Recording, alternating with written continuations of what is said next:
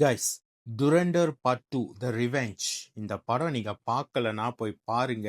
அதுக்குன்னு நீங்க வந்து இது ஃபேமிலியோடலாம் போய் பார்த்துறாதுங்க. பிள்ளைங்கலாம் கூட்டிட்டு போக முடியாது. இது வந்து 18 வயசு மேல தான் பார்க்க முடியும் கைஸ் இந்த படம் துரண்டர்.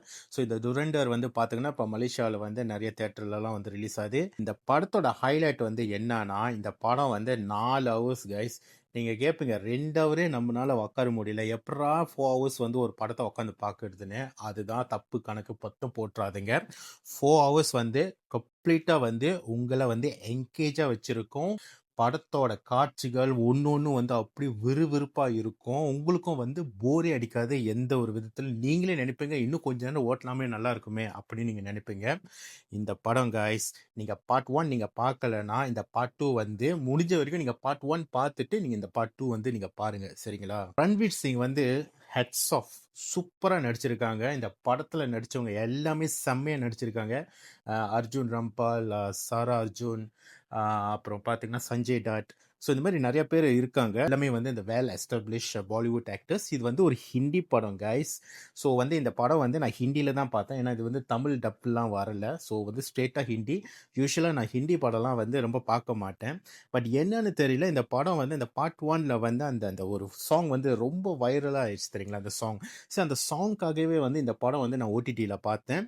ஸோ படம் பார்த்துட்டு தெரிச்சுனேன் கைஸ். பார்ட் 1 எப்படா பார்ட் 2 வரும்னு. பார்ட் 2 வந்துச்சு. ஸோ போய் பார்த்தேன் கைஸ்.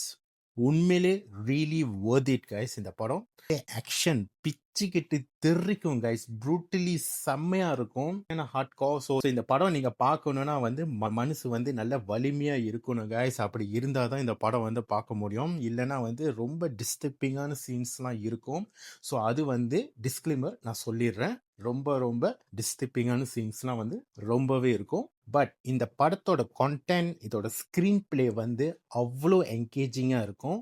நான் பார்த்த ஆக்ஷன் படத்திலே வந்து இது வந்து one of the super movie. நம்ம படமும் நம்ம பார்த்துட்டு தான் இருக்கோம். ஆனால் வந்து நிறைய படம் நம்ம தமிழ் படம் வந்து பார்ட் 2க்கு வந்து என்ன சாபக்கேடோ என்னன்னு தெரியல. பார்ட் 2 எந்த படம் வந்தாலும் வந்து அட்டர் ஃப்ளாப் ஆகுது.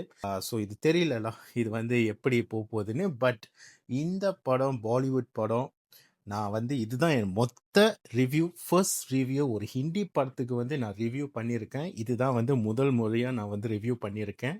ஸோ ரொம்ப வெறியாக இருந்துச்சு இந்த படத்தை பற்றி ஏதாவது பேசி ஆகணும்னு. ஸோ பெர்ஃபார்மன்ஸ் வைஸ் வந்து super. And Madhavan also acted very well.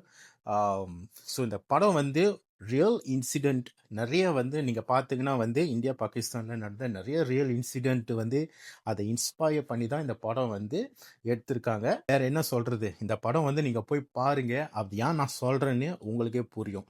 சரிங்களா? மீண்டும் உங்களை அடுத்த மூவி ரிவ்யூவில் வந்து நான் சந்திக்கிறேன். Signing off, Karthik.